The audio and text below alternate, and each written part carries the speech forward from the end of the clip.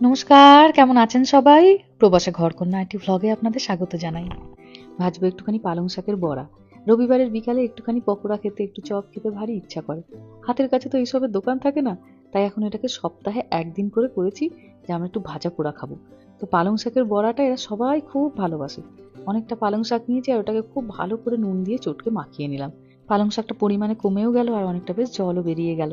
ব্যাস, এবার এর মধ্যে একদম ছোট্ট ছোট্ট কুচি কুচি করে কেটে পেঁয়াজ, ওরকমই ছোট ছোট করে কেটে একটু আলু, একটুখানি হলুদ গুঁড়ো, জিরে গুঁড়ো, ধনে গুঁড়ো আর লঙ্কা গুঁড়ো সব দিয়ে ভালো করে বেসন দিয়ে এবার এটাকে মেখে নেবো।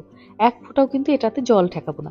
ওই জন্যই পালং শাকটাকে নুন দিয়ে মাখিয়ে নিয়েছিলাম, যাতে পালং শাকের জলটা বেরিয়ে যায়। এবার পালং শাকের ওই জলটা দিয়ে বেসনটাকে আস্তে আস্তে মেখে নেবো। অনেকেই কমেন্টে বলেছেন, দিদি মেহার আমার পড়াশোনার ভিডিও বহুদিন দাও না। ছেলে মেয়েদের যে গরমের ছুটি চলছিল, পড়াশোনা তো তারা কিছু করেই নি। মেহা অল্প অল্প পড়েছে, তবে মেহা এই গরমের ছুটিতে প্রচুর দেখলাম লাইব্রেরি গেছে আর গল্পর বই ঝুরি ঝুরি পড়েছে। রামাটা কিছু পড়াশোনা করতে চায় না, কিন্তু এই যে এবার স্কুল খুলে যাচ্ছে, এবার আবার ওদের পড়াশোনার ভিডিও একটু একটু করে দিতে থাকবো।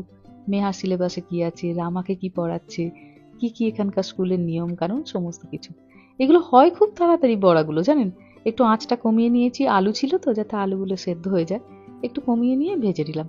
ব্যাস, এবার এই পকোড়াগুলি খেয়ে বেরাবো বাজারে। এ তো হয়তো আপনাদের খেয়ালও আছে, রাখির আগের দিনকে মেহা ওর পিগি ব্যাংক ভেঙেছিল ভাইকে বাইক কিনে দেবে বলে। এবার সেটি তো রামা শুনেছে।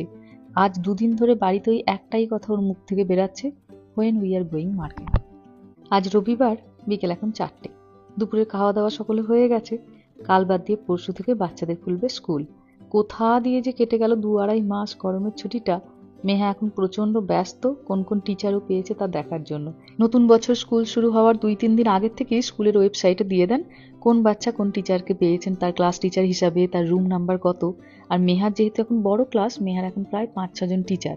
তো মেহা ওই জন্য খুব টেনশনে ছিল, হিস্ট্রিতে কাকে পেয়েছে, ইংলিশে কাকে পেয়েছে, ম্যাথে কাকে পেয়েছে। বন্ধুদের সঙ্গে সেই নিয়ে আলোচনা। আজকে সারাদিন ওর চলছে মহাকাণ্ড। সারাদিন পর আজকে একবার এই ব্যাকইয়ার্ডে আসার সময় পেলাম। আজকে রবিবার হলেও কাজ ছিল আজ প্রচুর, জানেন। আর এই দেখুন কে গল্প করছে আপনাদের সাথে।